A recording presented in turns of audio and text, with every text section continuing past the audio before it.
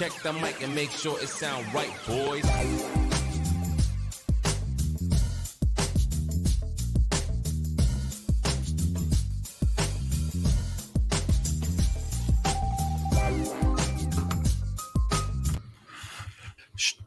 Sean's feeling a little bit better today, so we are back. He was a little under the weather, not the 19 or anything like that, just a regular run-of-the-mill cold, although the tests don't know the difference. Well, it wasn't even a cold. It was just a stomach and, hot and cold and that type of thing. I woke up all sweaty.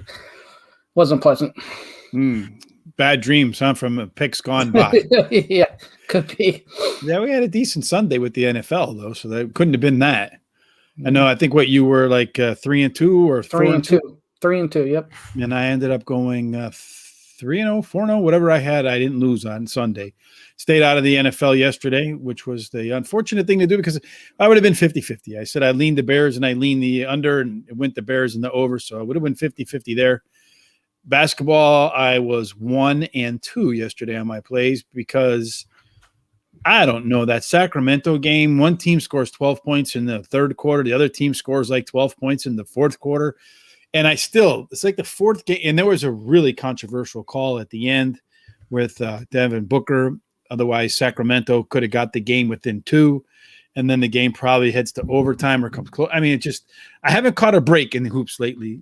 And tonight I'll have plenty of chances not to catch a break between the NBA and the beginning of college basketball. When I ran down that roster, holy hell, does every little town from coast to coast and sea to shining sea have a college basketball team? There had to be 50,000 freaking games. Yeah, well, it's funny. You're like, oh, college basketball starts tomorrow. Then you look at the schedule and you're like, these aren't all tomorrow. There's got to be some Wednesday too, right? Oh, my God. You're like, college basketball? What in the what? I mean, like it's like as if though like every neighborhood has a team. Yes, it's the Logan Square Lizards versus the Philadelphia. Like what is it? What's like the Pill Hill? That's out by you, right? Pill Hill. No, that's not you. That's by me, maybe. I don't know. Yeah, I don't know what. What's Pill the Hill like by the university where all the doctors live up on the hill there? I think it's called Pill Hill in Philadelphia. I don't know. Maybe I'm not the best at towns and stuff, so you might be right, but I've never heard of Pill Hill. Maybe it's here too. I don't know, but I thought it was Pill Hill where all the doctors lived outside of Philadelphia. But anyway, we got lots and lots of ground to cover today, Sean. So let's just get started with the NBA. First up let me pull up the list. There's only 3 games tonight, so that should make it pretty easy. Milwaukee and Philadelphia. Hell, all the players from Philadelphia are out. They do have the 19, and somehow this line is only 6. I mean, you want to talk about a line that makes 0 sense. This is one. What is going on? Philadelphia can't even field a team. And not only that, they played last night too, so they're on a back-to-back with a short roster, and they didn't play good last night. I mean, they battled a little bit there at the end, but I mean, this is Milwaukee all over it. The 6.5 scares me a little bit, but they should cover it. It's scary. To me, it's scary as hell, Sean. I have no idea what in the world is going on there. You know what I'm saying? Why in the world is that line only 6? There's something that makes you go, right? To steal from an old song, things that make you go home.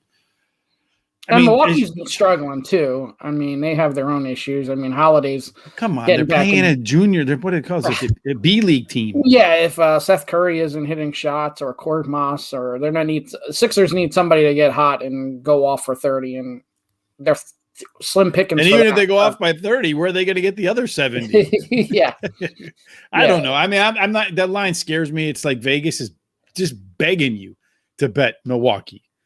And whenever Vegas begs me to do something, Sean, my motto is run the hell away as fast as you can. I think, and I'm going to do it. I'm going to. You're going to do it? 3 plays on a parlay. Milwaukee's going to win this game. Is it going to be by 6.5? Milwaukee is going to win the game. So you're going to take Milwaukee just money line. Yes. All right. And then are you going to do more at NBA in that, or is it going to be other sports? I'm going to add one. I'm going to add one more NBA to it, and then there'll be another sport. Let's get to the other NBA games. Atlanta and Utah. They're in Utah. Atlanta's getting 8 points, Sean, or Utah's giving 8 points, however you like to look at that. This game, to me, is a 50-50 kind of affair So I think it slightly favors Utah to cover this line. I have them winning by 10. The line is 8. And I have the game going ever so slightly over the total. Yeah, so add Utah in. Utah's going to win this game. 8's a little much. I feel like that line really moved, too. So either people are way over or somebody is out for Atlanta. I'm trying to look that up now. Mm-hmm. But I know they played last night as well. Yeah, they did. They got just absolutely steamrolled in the second half of the game. Going back to the Bucks Sixers game, looks like on the majority of the tickets and the money are on the Bucks, which is not surprising considering there's probably less. Milwaukee's probably giving up more points than Philadelphia has available players. And then the Atlanta Hawks game and the Jazz, all the tickets are on the Jazz, over 70% of the tickets, but the money slightly favors the Hawks, with the money heavily going on the under, but the tickets heavily favoring the over. So you got a dichotomy there. The masses are on one side and the money is on the other. Yep. So you're taking Atlanta to lose. Yeah. I think Utah does win this game. So like I said, I have them winning by 10, and I feel like the game is probably going to go according to this simulator, this wonderful simulator that's let me down a lot this year. The game is going to slightly go over. All right, the next game up on the board is the LA Clippers versus the Portland Trailblazers. I don't think Portland's won a game all year on the road. I could be wrong on that, but when I ran through their schedule, it looks like they've lost every road game, or maybe they won one, but they've lost all the others. So Clippers laying 2.5. I know Kawhi Leonard is out for the rest of the year. I know Morris is probably not going to play, but the Clippers seem like they have their number no matter who plays for the Clippers. So I'm going to take the Clippers. I'm going to lay the 2.5, Sean. These two teams, I mean, these two teams are so hard to predict, and then you put them together and it's even that much harder. So I'm going to stay away. It's just one of those. I see these two teams together and I'm like, I just got to run. Well, 2/3 of the tickets are on the Clippers, but almost 75 cents on the dollar. So the masses and the money. And even more so. So the smart money is backing the Clippers in this spot as well. So hopefully I'm smart money tonight, Sean, but I haven't been much smart money lately in terms of the NBA. So those are your two teams. As far as the total is concerned, most folks have this game are betting the over, but most money is on the under. I see the game probably going under. In fact, I have the game going under considerably. The total in this game, Sean, is 221. I don't like the double dip, but I got him coming in at 210. So that's a 10-point margin of error there. If I were not on the Clippers, I would be on the. I would definitely be on the under here. But I'm only going to take one side, and it seems to me the last few years the simulator was a little bit more accurate in terms of picking teams. Totals this year so far, it seems to be a little bit more accurate picking the actual team. So I'm on the Clippers. I'll tell you what. I just looked up Portland's schedule here. I didn't get a chance to look this earlier to look at that road thing. They're 0-4 on the road, and they've already lost to the Clippers twice this year, and they've been blown out. Well, no, I lie. I think they lost won one and lost one. They won one at home, and they were both blowouts. Mm-hmm. One, whoever was the home team, so smoked the other one. So we'll see what happens. They haven't won on the road yet, so I mean, there's the gambler's fallacy that they're due, and if they're due, they'd be due to beat me. Which, considering how things are going for me in the NBA, you might be smart as hell to fade me and go ahead and take Portland on that. But I got the Clippers winning this game, and Paul George becoming King George, and watch him scratch now right before the game starts. Yeah, the Clippers are starting to play a little bit better with their limited roster as well. So. They got what they got, so they're starting to figure it out. You are who you say you are, to paraphrase Dennis Green. Next up on our roster of things tonight, Sean, is the college football schedule. Not quite as insane as the NFL. I mean, the NCAA college basketball schedule. We have, 3 games on the roster tonight, or 4? I think it's 3. 3, yes, because we're listening right here. So you have Akron. First game on the schedule tonight, Sean. I got to roll through all these 5,000 basketball games. You can see them all there. First game is Buffalo versus Miami. The Dolphins and the Bills on Tuesday Night Football. Depending upon who you like, you can get Buffalo +8, or you can do Miami -7. Maybe you can play it both ways, Sean. Right now, it looks like the majority of the tickets and the money are on the Buffalo squad. Yeah, I don't trust it either way, but if I were to lean one way, I would take Buffalo in the points here. I mean, over a touchdown. I don't think. I think that, according to the, I have this game pretty much a 50-50 game, whichever team is going to win. Buffalo seems like they have a more dynamic offense, but Miami has a little bit better defense. So the question is, who wins out, offense or defense? And if you feel that way, and I felt the same way, I mean, you're getting over a touch. Buffalo can lose this game by a touchdown, and you still win your bet. So I'd be inclined to go with the points, but I'm not going to touch it. You know what? Maybe I'm going to do it, Sean. Why not? I'm going to do some college football tonight. I have them actually winning this game. So what's the money line on this spot, Sean? Plus 225. Plus 225. Let's see. It's plus 225. It's actually come down a little bit. Let's see if I can get a little better number here. I hate doing this, Sean. Betting on the fly. Yeah, I can get plus 230. I have it at 56. I have a 50-50 game, Sean. I probably lose, but I'm going to go ahead and put 10 on Buffalo and them just winning outright. Yeah, I mean, sounds like, I mean, I don't think these two teams are 8-point difference. So like you said, if it's 50-50, take the value here.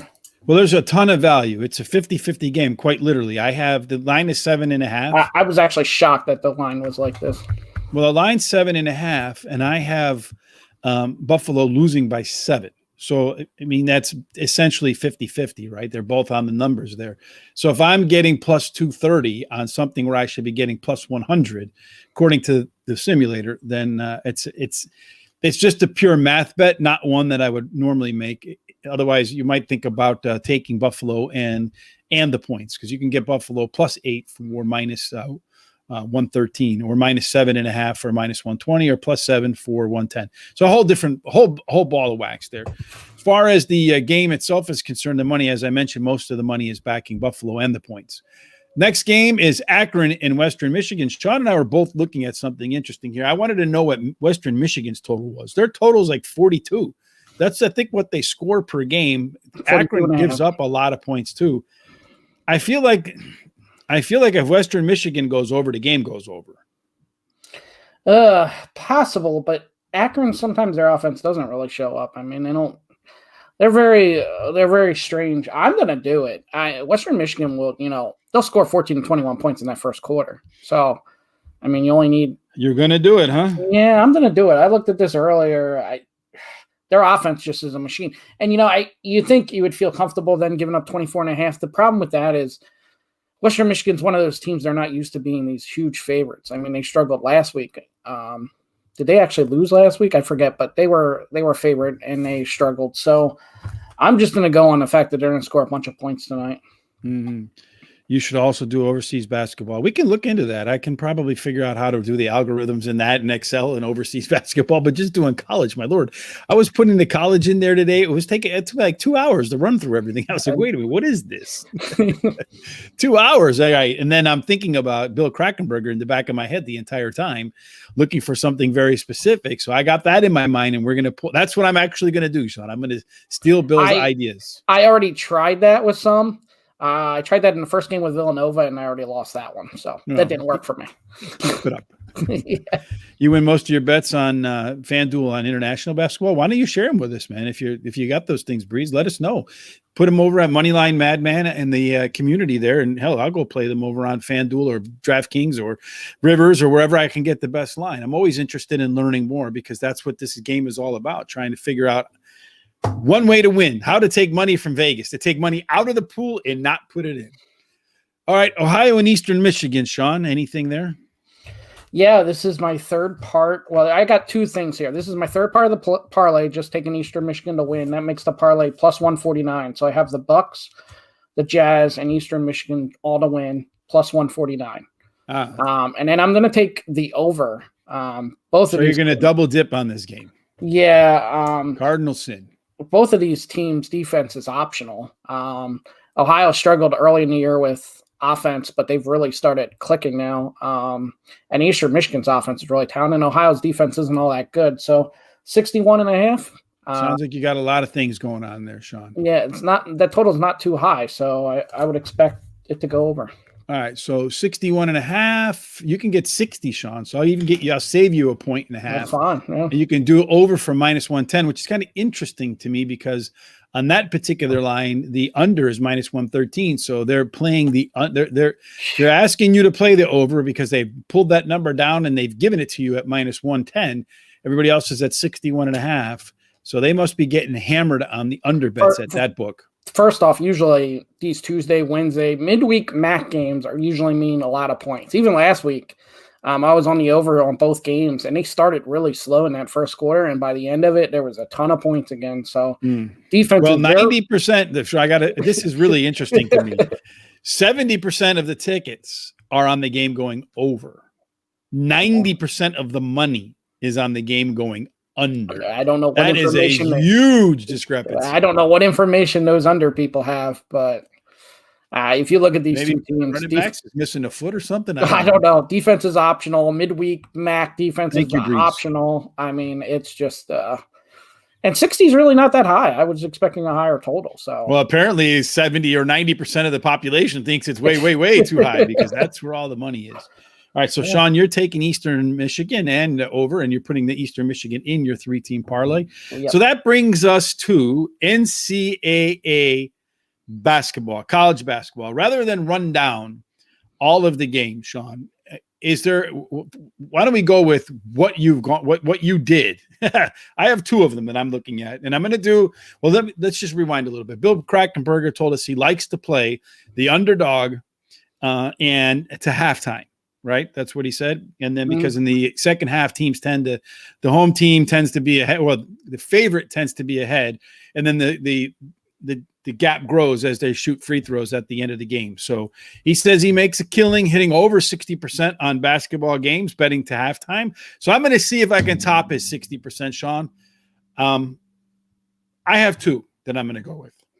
So I actually, like I said, I did against Villanova earlier. I lost that one. I started a 4-leg parlay. Bethune Cookman plus 10.5 for South Florida. That covered. So I'm through the first leg of that one. Other ones I have, I'll make all three of them official. I got Akron plus 9.5 for the first half against Ohio State. I got Illinois Chicago plus 8.5 against Dayton. That's where my kid goes to school. Why would you bet them? He's on the team. He's 5'4".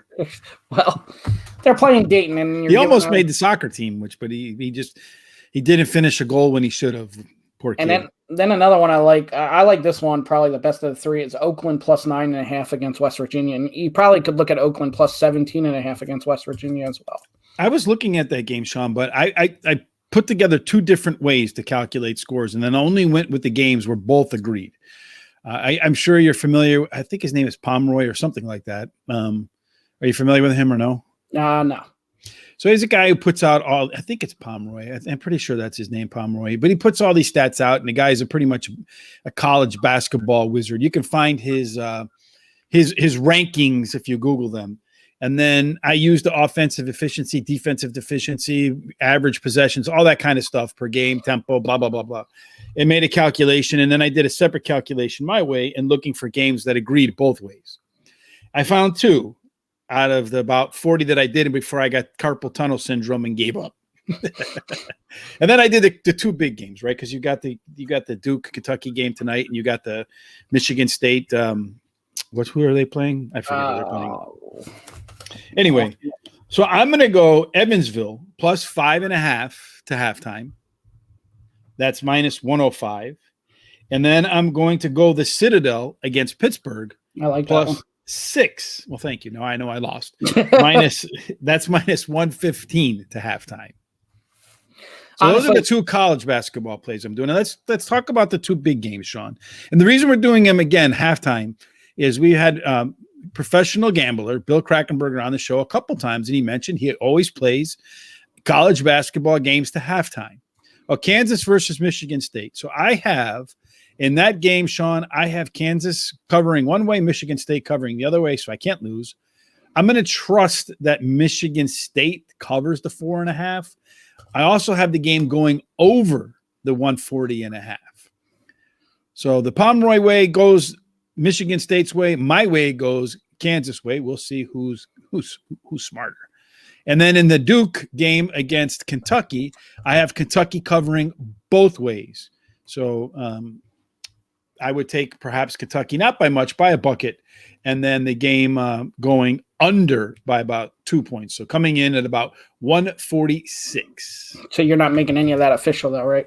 No, not really, because I'm not getting. I like to have big margins for error, and those both are razor thin. Yeah, so I would lean Kentucky as well, and I would lean Michigan State with the plus 4.5. Getting back to your Citadel, I actually think they're good for the full game at plus 10.5, and it wouldn't shock me. I mean, Pittsburgh sometimes starts slow, and their offense isn't exactly always that great. It wouldn't shock me if Citadel. Why are you trying to jinx me, dude? Citadel's. I mean, I think you worked overtime to jinx me, Sean. Yeah, there's going to be upsets tonight, so I can see that being it. Well, I just feel, when Bill mentioned that, the free throws, because I'm at the end of NBA games, I'm hoping that my team that I have picked against the spread is the one that's ahead. And even if they're not covering yet, I know that I'm probably going to pick up 2, 3, maybe 4 points in the missed shot exchange for free throws, provided it's close. What I hate is when my team is up and they're actually covering by, 1 or 2, but the line is big. So, the other team's not going to foul because the game is over. Then you're relying on your team to make shots and not just stand there in the corner dribbling out the basketball while the other team runs down there and dunks it. Have you noticed, too, that I feel like fouling is a lot less? Teams give up a lot quicker now. They leave the clock run out a lot quicker. I have noticed that, too, but maybe it's because guys are going down the lane and just getting like martial art movies. Guys are karate chopping them and they're not calling anything.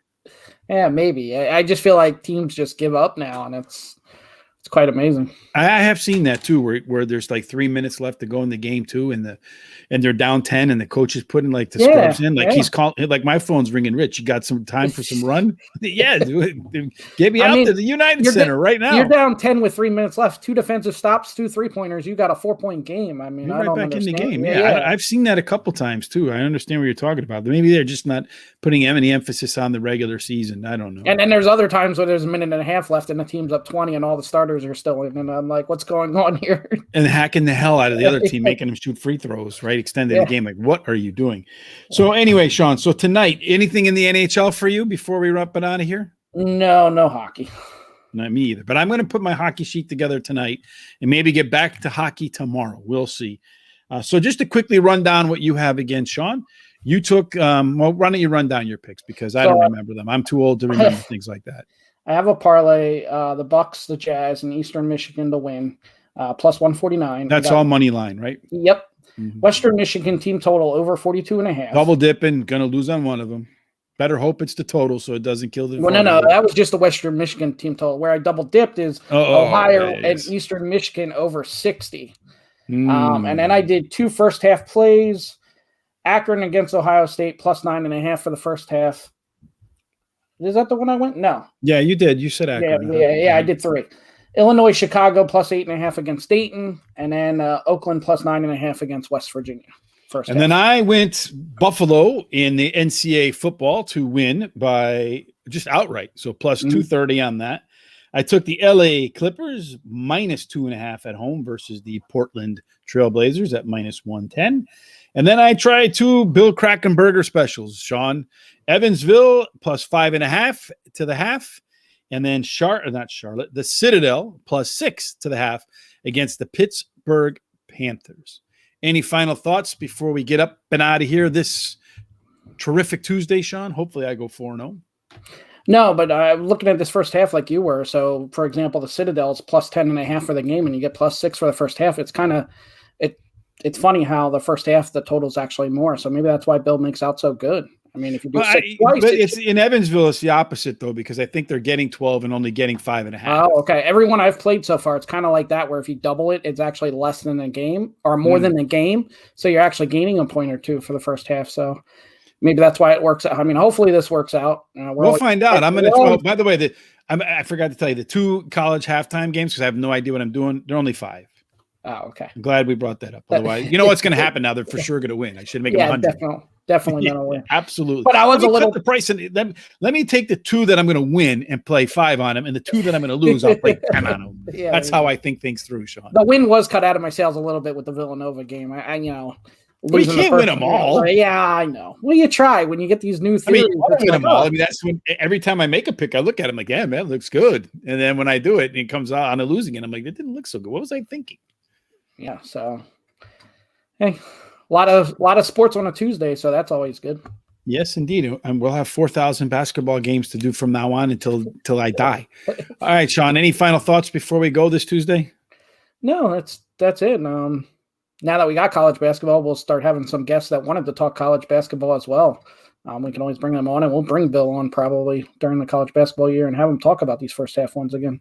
Yeah, absolutely. And if you like what you saw and you want to see Bill whenever he comes back on, make sure you subscribe to us on YouTube. Hit the subscribe button and the bell when we go live, whenever that is. We work some days, we don't work some days. We come at 4:30, 5:30, 6:30. It doesn't matter. We're here. That's all that counts.